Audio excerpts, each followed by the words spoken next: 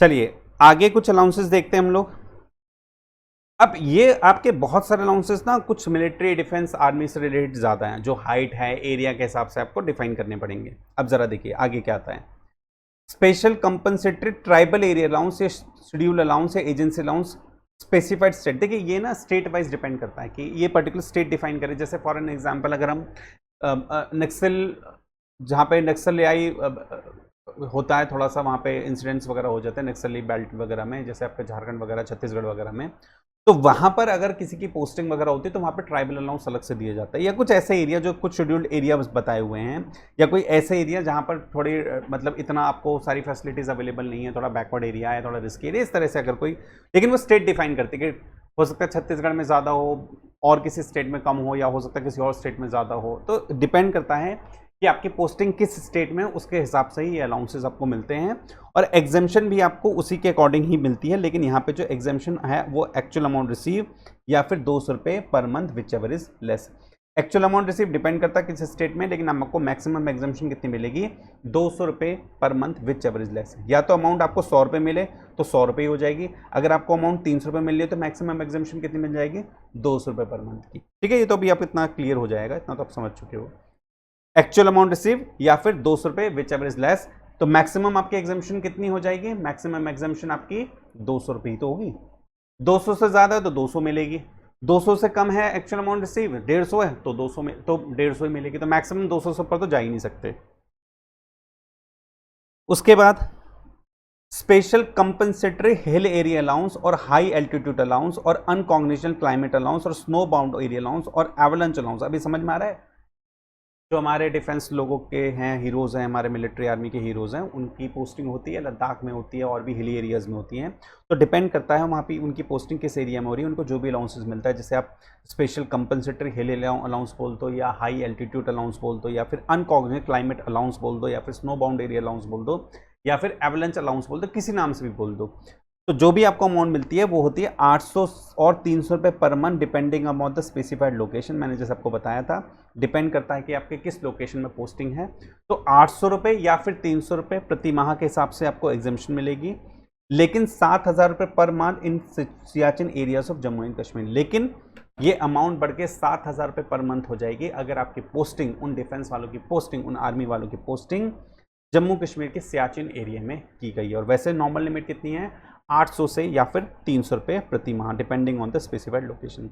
अब क्वेश्चन में डिफाइन कर देगा वो, अगर क्वेश्चन में आता है कि भैया उनको ये अलाउंस मिलता है और इस पर्टिकुलर एरिया में इतनी एग्जामेशन अलाउड है, तो आपको क्वेश्चन में मेंशन कर देगा कि वहाँ पर किस एरिया में पोस्टिंग और यहाँ पर कितनी अलाउंस उन्हें अवेलेबल है। तो उसके अकॉर्डिंग आपको क्वेश्चन सॉल्व करना पड़ेगा।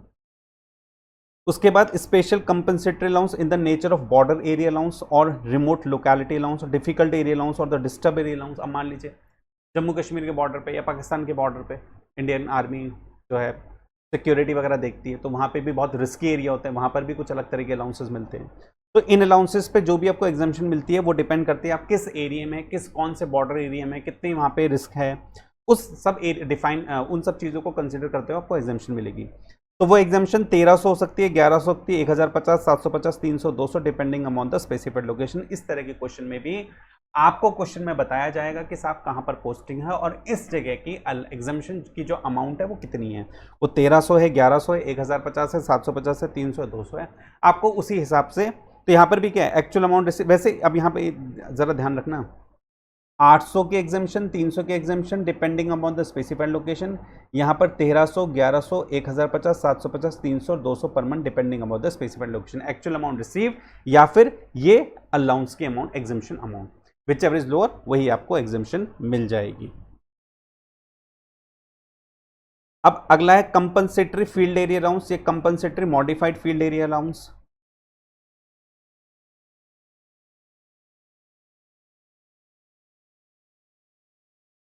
फील्ड एरिया अलाउंस या compensatory modified field area allowance, यहाँ पर कितनी एग्जामेशंस हैं, ये भी स्पेसिफाइड एरिया स्टेट डिफाइन करता है। कितनी है, 2600 रुपये या पर मंथ। अब ये जो अमाउंट दे रखी है ना, अमाउंट रिसीव या फिर ये limit, which ever is less, ये कॉन्सेप्ट हर एक में चल रहा है। अमाउंट रिसीव्ड, यहाँ पर भी अमाउंट रिसीव्ड या फिर ये amount whichever is less. क्योंकि देखिए अगर आपको अमाउंट 2600 से ज़्यादा मिल रही है तो इस लिमिट का काम है। अगर आपको मान लीजिए अमाउंट ही 2000 रुपये मिल रही है तो 2600 की एग्जामिशन थोड़ा ना मिल जाएगी, फिर तो मैक्सिमम 2000 की ही मिलेगी। तो इसलिए ये बात भी समझनी पड़ेगी। Any special allowance in the nature of counter insurgency allowances granted to the member of the arm force operating in areas away from their permanent location. अब कई बार क्या होता है, मान लीजिए किसी पर्टिकुलर एरिया में कर्फ्यू लग गया या किसी पर्टिकुलर एरिया में बहुत ज़्यादा डिस्टर्बेंस हो गई, लड़ाई झगड़ा हो गया, तोड़ फोड़ मचा दी, तो कुछ हमारी फोर्स है जो रिजर्व फोर्सेज है उनको कहीं और शिफ्ट करा जाता है, 1 महीने 2 महीने 4 महीने, भैया आपको यहाँ पे जब तक शांति ना हो जाए आपको यहीं टिके रहना है। तो इस तरह के भी कुछ अलाउंसेज होते हैं जो आपको गवर्नमेंट देती है, जैसे हम special allowance in the nature of counter insurgency allowance कहते हैं। अगर ऐसे आपको कोई अलाउंस मिलते हैं तो अमाउंट रिसीव या 3900 per month whichever is less की आपको एग्जेम्पशन मिल जाएगी। Underground allowance granted to employ working in uncongenial unnatural climate in underground mines shall be exempted unto 800 per month. Coal mine में काम करने वाले मजदूरों को भी कुछ अलाउंसेस मिलते होंगे। ऐसे मजदूरों को जो भी अलाउंसेस मिलते हैं उनकी एक्चुअल अमाउंट रिसीव या फिर 800 रुपये प्रति माह विच एवर इज लेस की एग्जेम्पशन मिल जाएगी। ये एग्जेम्प्ट अप टू है, यहाँ पे सब में एग्जेम्प्ट अप टू है, ये मतलब अमाउंट रिसीव या फिर ये लिमिट जो डिफाइन करी गई है विच एवर इज लेस। ठीक है,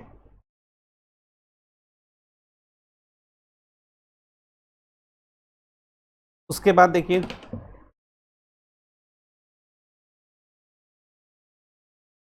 चलिए जी नेक्स्ट है any special allowance in the nature of high altitude allowance granted to member of arm force operating in high altitude area. ये भी देखिए एक हमने हिल एरिया पढ़ा है कि हमने एक हाई एल्टीट्यूड, अलग अलग टाइप, देखिए हर बहुत टाइप के अलाउंसेज होते हैं, तो हम हर अलाउंसेज को हमें वैसे भी नहीं पढ़ना है, सिर्फ लिमिटेड अलाउंस जो आपके स्टडी मटेरियल में भी मेंशन है हम सिर्फ उसके डिस्कशन कर रहे हैं। और ये भी डिपेंड करता है किस स्टेट में है, कितनी हाइट है। अब देखिए इस यहाँ पर भी दे रखा है कि 9000 से 15000 फुट तक की हाइट पर 1060 पर मंथ की एग्जाम्शन मिलेगी और 15000 से ऊपर की आपको 1600 रुपये पर मंथ की एग्जाम्शन मिलेगी। अमाउंट आपको क्या मिलेगी वो डिपेंड करता है, लेकिन आपको जो एग्जाम्शन मिलेगी वो मैक्सिमम अप टू है। ये दोनों चीज़ क्या है, अप टू मतलब मैक्सिमम एक्चुअल अमाउंट रिसीव या फिर विच एवर 1060 या फिर 1615 whichever is less as per the case. 9000 से 15000 तक की अगर क्वेश्चन में आता है ना इस तरह का अलाउंस तो वहाँ पे बता देगा कि भैया वो 9500 फुट की ऊंचाई पे काम कर रहे हैं, 10,000 11,000 12,000। तो 9000 से 15000 के केस में 1060 रुपये पर मंथ की दे देना और 15000 से ऊपर के में 1600 रुपये। अब कहते हैं कि साहब अगर वो कहते हैं कि 8000 रुपये 8000 फीट की ऊंचाई पे काम कर रहे हैं तो हमारे पास 8000 के लिए तो कोई है ही नहीं। अगर वो इसी नेचर का अलाउंसेस है, special allowance in the nature of high altitude allowance granted to member of arm force, सिर्फ आर्म फोर्स के लोगों को operating in high altitude area, अगर 9000 से कम हाइट पे काम कर रहे हैं, 9000 फीट से कम हाइट पे काम कर रहे हैं तो वहां पर तो कोई एग्जाम्शन दे ही नहीं रखी है। इसका मतलब 8000 पे वालों को कोई एग्जाम्शन नहीं मिलेगी, 9000 से लेके 15000 और फिर 15000 से ऊपर वालों को ही एग्जाम्शन अवेलेबल है। नेक्स्ट है आपका any special allowance in the nature of special compensatory highly active field area allowance granted to member of arm force. Special allowance in the nature of special compensatory highly active field area allowance. क्या इसमें कश्मीर का allowances, Kashmir में जैसे posting हो कि भाई highly active नहीं है, वो हाईली एक्टिव है ना, मतलब वहां पे जो थोड़ी वारदात ज्यादा होती रहती है, तो इस तरह के अलाउंसेस अगर आर्म फोर्स के लिए, देखिए यहाँ पे मेंशन करा हुआ है आर्म फोर्स, यहां पर भी मेंशन करा हुआ था आर्म फोर्स, ऊपर मेंशन करा हुआ है आर्म फोर्स। ठीक है, उसके बाद और जो अलाउंसेस हमने देखे थे special compensator in the nature border allowances, यहां पर कोई आर्म फोर्स मेंशन नहीं है। Snow bound area advance allowance, यहां पर भी आर्म फोर्स मेंशन नहीं है, तो ये हो सकता है आर्म फोर्स के अलावा किसी और को भी दिया गया है, लेकिन आर्म फोर्स के लिए स्पेशली डिफाइन करा हुआ है कि साहब एक तो काउंटर इंसर्जी अलाउंस, क्योंकि देखिए अगर कहीं कर्फ्यू वगैरह लगता है तो पोस्टिंग किसकी होगी, आर्म फोर्स के लोगों की होगी। हाई एल्टीट्यूड के केस में आर्म फोर्स है। Special compensated highly active field area, कोई डिस्टर्बेंस ज़्यादा है ऐसे कोई पर्टिकुलर एरिया में, वहाँ पे भी आर्म फोर्स है।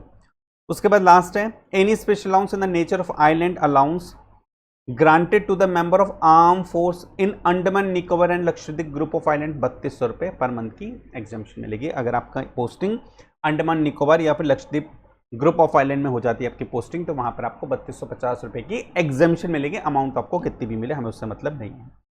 एक इसमें छोटी सी बात क्या है कि it may be noted that actual expenditure in the above allowance has no relevance, बिल्कुल बात सही है। It may be noted that actual expenditure incurred in the above allowance has no relevance, ऐसा है। ऐसा तब होगा जब आपको जो है अलाउंस इससे ज्यादा मिल रहा होगा। भाई मान लीजिए 3250 रुपए आपको मिल रहे हैं, आपको मिल रहे मान लीजिए 5000 रुपए पर मंथ, तो आपको कितना 3250 की एग्जाम्शन मिलेगी ना। यहां पर एक्चुअल एक्सपेंडिचर आपने कितना करा, हमें उससे कोई मतलब नहीं है। यहां पर एक्चुअल एक्सपेंडिचर कितना करा हमें उससे कोई मतलब ही नहीं है, क्योंकि आपका अलाउंस की लिमिट हमने ऑलरेडी डिफाइन कर रखी है। हाँ जी, तो ये वाली जो स्टेटमेंट हैज नो रेलेवेंस कब कब काम आएगी। मान लीजिए आपको अलाउंस, जैसे यहाँ पे मैंने समझाया कि 5 रुपए पर महीने का अलाउंस मिला, 3250 की एग्जाम्शन मिली थी, हमारे एक्चुअल खर्चों में कोई मतलब नहीं। आपको अलाउंस मिला 3000 रुपए का,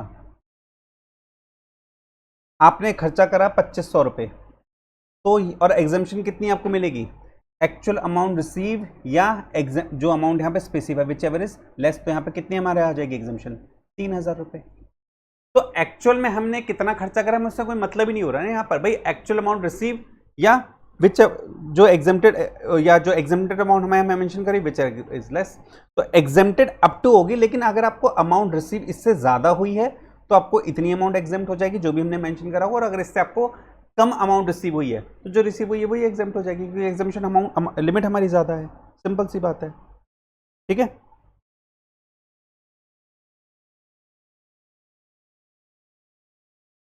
तो it may be noted that actual expenditure incurred in the above allowance has no relevance. आपने एक्चुअल में कितना खर्चा करा है उसके हमारे कोई मतलब नहीं, कोई फर्क ही नहीं पड़ेगा ना। लिमिट ही हमारी एक्चुअल अमाउंट रिसीव या amount mention which ever is less, तो खर्चा आपने कितना करा मुझे उससे क्या मतलब है, कोई मतलब ही नहीं है। एक इसमें लास्ट पॉइंट इंपॉर्टेंट है कि एसएससी में claiming exemption in point G and H above shall not be entitled to exemption for allowance mention in point F above. G और एच, जी मतलब ये वाला compensatory field area allowance, compensatory modified field area allowance, और allowance in the nature of counter insurgency allowance granted to the member of arm force, G और H, G and H, इन दो में अगर आपको अलाउंस में एग्जाम्शन क्लेम कर रहे हो, assessee claiming exemption in point G and H above shall not be entitled to allowance formation F above. अगर जी एच में आपने एग्जाम्शन क्लेम कर ली है तो आपको एफ में एग्जाम्शन नहीं मिलेगी। Compensatory allowance the nature of border allowance, अब देखिए फील्ड एरिया अलाउंस या काउंटर इंसर्जी अलाउंस, जी और एच, फील्ड एरिया अलाउंस या मॉडिफाइड फील्ड एरिया अलाउंस या काउंटर इंसर्जी अलाउंस में अगर आपने एग्जाम्शन क्लेम करी है तो हम कह रहे हैं फिर आपको हम बॉर्डर एरिया वाले अलाउंस के एग्जाम्शन प्रोवाइड नहीं कराएंगे, ठीक है।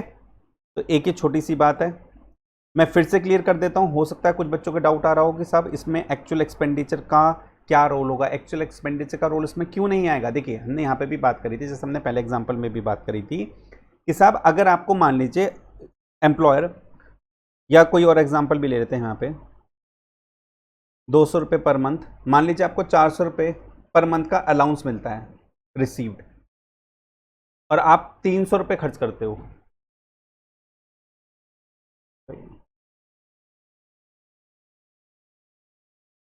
आपको 400 रुपये पर मंथ का अलाउंस मिलता है, अब 300 रुपये इस पे जो है